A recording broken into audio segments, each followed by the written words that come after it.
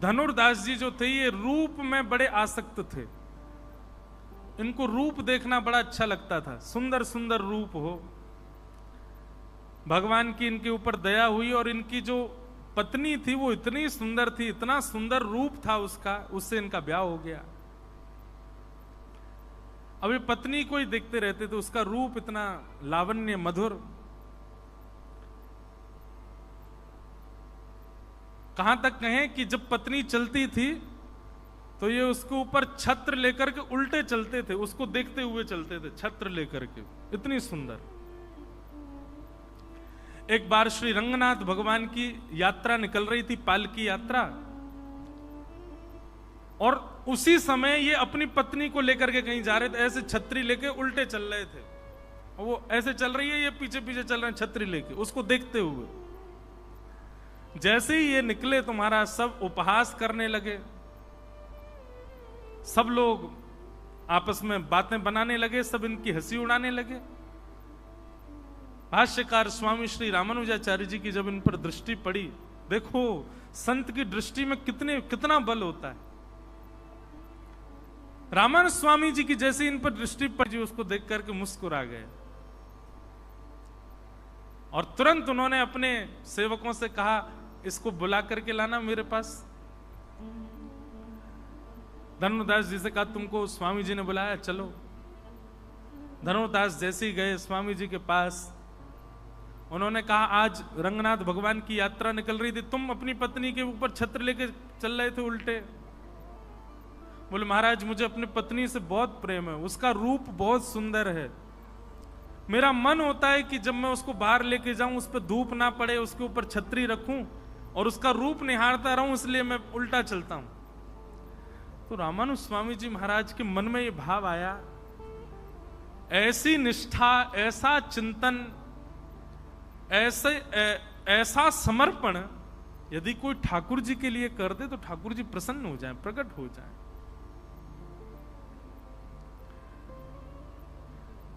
रामानुज स्वामी जी ने कहा, यदि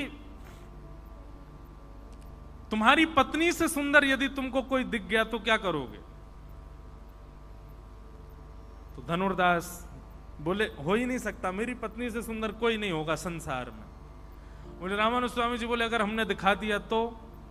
बोले, मैं वचन देता हूं सदा सर्वदा के लिए अंतिम प्राण श्वास पर्यंत उसका दास हो जाऊंगा, अगर मेरी पत्नी से सुंदर कोई हो तो।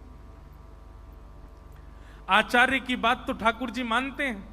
रामानुज स्वामी जी ने तुरंत हाथ जोड़ करके ठाकुर जी से प्रार्थना की, नाथ योग्य है आपकी भक्ति के, क्यों? इसमें गुण पूरे हैं, निष्ठा पूरी है, समर्पण पूरा है, बस संसार के प्रति है। आपके प्रति हो जाए तो एक नंबर भक्त है आपका, कृपा करके इसको दर्शन करा दो। इतने में ही शंख चक्र गदा पद्म धारण किए श्रीमन नारायण भगवान सिर पर मुकुट धारण करके सुंदर मणियां जड़ित हैं, और ऐसे कमल नेत्र भगवान मंद मंद मुस्कुराते हुए जैसे ही प्रकट हुए, रामानुजाचार्य जी बोले, देखो दर्शन करो। धनुर्दास ने जैसे ही दर्शन किया, आहा क्या वर्णन करें उस रूप का। वो तो देखता ही रह गया, देख करके मंत्र मुग्ध हो गया, आनंदित हो गया। एक क्षण दिखने के बाद ठाकुर जी अंतर ध्यान हो गए।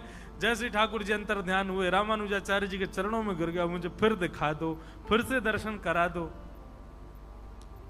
रामानुजाचार्य जी बोले, अब सदा के लिए इनके दास बन जाओ, जैसे अपनी पत्नी के दास बन गए ऐसे इनके दास बन जाओ।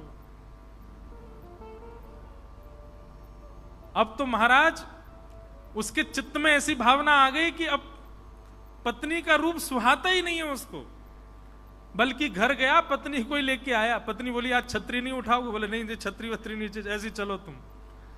रामानुज स्वामी जी के चरणों में जाके कहा, इसको भी उन्हीं का दास बना, तो दोनों मिलके भजन करेंगे।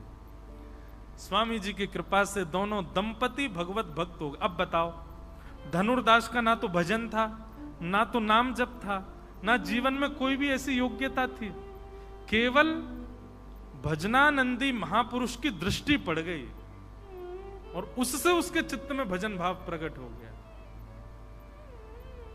भगवान यही तो कह रहे हैं यहां पर, मैया मन को सुधारने का एक ही तरीका है, जो मेरा स्मरण करते हैं, मेरा भजन करते हैं, मेरा चिंतन करते हैं, मेरे ध्यान में सदैव रहते हैं, उनके बीच में जाया करो। क्या पता कब वो प्रेम भर के तुमको देख लें। उनकी कृपा से ही मन सुधर सकता है मैया, और कोई उपाय नहीं मन को सुधारने का।